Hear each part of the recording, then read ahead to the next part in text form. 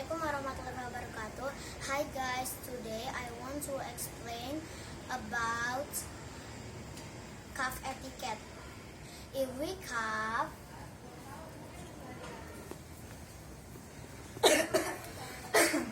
kakak, use tissue to cover your nose and mouth. It's to prevent the spread of germs from coughing. Let's take the tissue.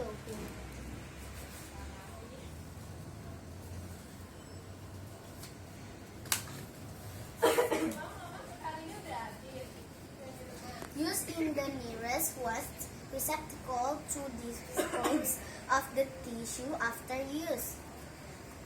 After you use, you have to put in the trash bin, okay?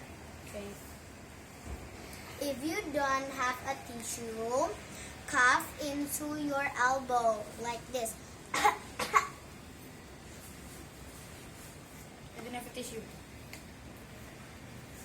After perform hand hygiene by wash your hand with soap and water or alcohol-based hand cleanser. Assalamualaikum warahmatullahi wabarakatuh.